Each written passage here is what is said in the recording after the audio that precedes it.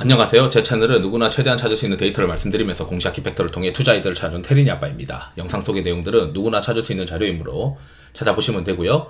엑셀 데이터는 유튜브 멤버십 회원분들에게는 매주 1회 이상 업데이트해서 드리고 있습니다. 라떼 회원분들에게는 비공개 텔레그램 채널도 참여 가능하시니까 영상 보시고도 구독, 좋아요, 알람 설정도 부탁드리겠습니다. 저는 이제 바이오를 이번 주에 좀 비중 줄이면서 MSCI 지수 변경 관련된 종목들이랑 그리고 리노공업이 어차피 이제 MSCI 지수 변경 관련된 종목에 정해질 것 같기 때문에 온디바이스까지 해서 이렇게 플레이를 할 생각입니다. 그러면서 이제 또 AI와 관련된 모멘텀 일정들이 있기 때문에 이런 것들을 또 같이 보면서 우리가 고민해 볼 필요가 있다라고 생각이 듭니다. 우선 이제 특정 업종 강도 지수를 보게 되면 이게 너무 많이 떨어져서 이제 우리가 받아들일 시장은 이 업종 강도 지수가 상승을 하면서 어려워지는 시장이 올 거다. 저는 이제 반도체랑 전력기기 그리고 화장품이랑 바이오 이 네 가지 업종을 지금 현재는 주력으로 생각을 하고 있는데 여기서 이제 바이오 비중을 줄이면서 개별 종목인 형태인 펜학궤 관련된 종목들을 늘려야 된다라고 생각을 하고 있어요. 최근에 이제 거래대금 강도도 많이 빠졌는데 이 거래대금 강도가 이제 올라가게 되면은 그래도 지수가 그렇게 급락하지 않는다라고 생각이 들고 그렇다면은 우리가 시장에서 특정 업종 강도 지수가 올라가면서 일부 이제 시가총액이 큰 것들 위주로 강한 상승을 보이고 내가 이제 없는 것들은 소외되는 그러니까 업종 상승률 상위 종목이나 하위 종목들의 편차가 심해지는 그런 어려운 시장이 이제 펼쳐질 거라고 생각을 하고 있는데 여기서 이제 종목을 잘 골라야 되는 게 우선은 지금 10년물 국채 금리가 좀 떨어져 있는 상태입니다. 고용 지표도 잘 나왔고요. 연준 금리 결정도 끝났고. 그래서 저는 이제 연준 금리 결정 이후에 바이오가 좀 될 것 같다라고 생각이 들어서 바이오를 미리 막 많이 좀 채워놓은 상태인데 이번 주 들어서는 이제 바이오에 대해서 막 시장에서 금리 결정도 끝나고 고용 지표도 괜찮았으니까 바이오를 좀 봐야 된다라고 이제 많이들 생각을 할 거예요.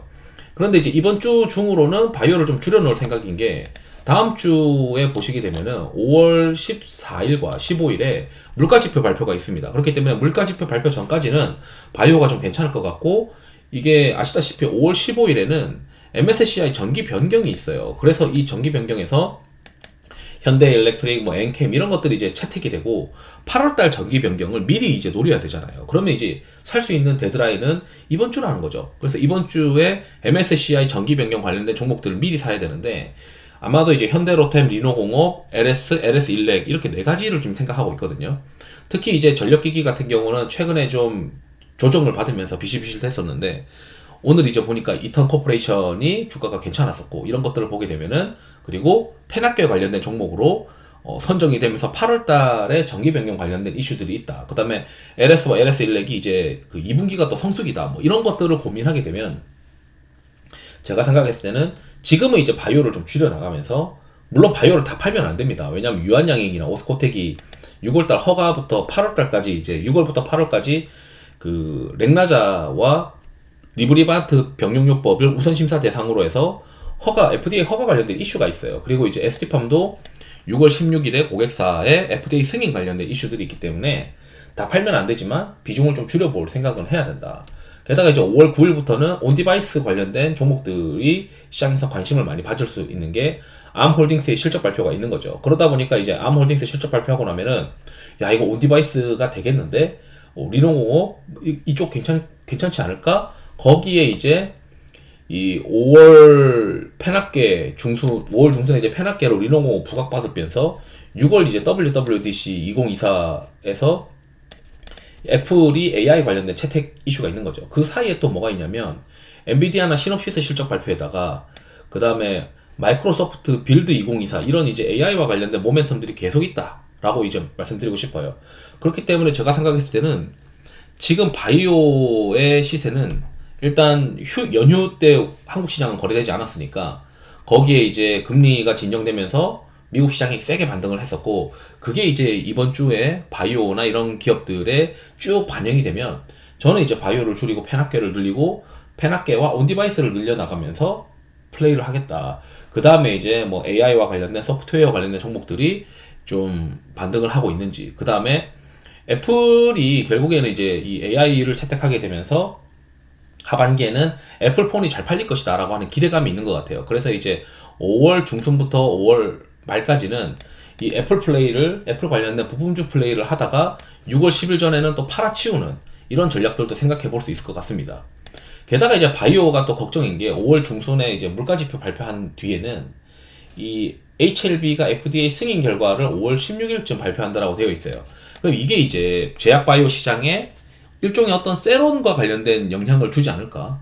왜냐면 아스코가 31일에 이제 5월 말에 있긴 하지만 아스코라고 하는 이런 학회는 학회 모멘텀이 소멸되는 거는 이 학회에 들어가서도 소멸이 되지만 그 전에 이제 한 5월 중순 이후에 있을 초록 공개 같은 것들이 결국에는 이제 이 아스코와 관련된 바이오 모멘텀들도 서서히 힘이 빠질 가능성이 높아 보이는 거죠. 그러다 보니까 이제 페나케로 갈아탈 수 있는 대체 종목들이 있기 때문에 5월 7일부터 있는 이번 주에는 바이오를 줄여나가고 페나케를 늘리고 온디바이스 늘려나가면서 다른 AI로 뭔가 확산되는지, 그리고 6월달에 있을 네이버 웹툰 관련된 뭐 미국 상장 이벤트들이 있는지, 이런 것들을 계속 이제 새로운 걸 하고 싶은 거죠.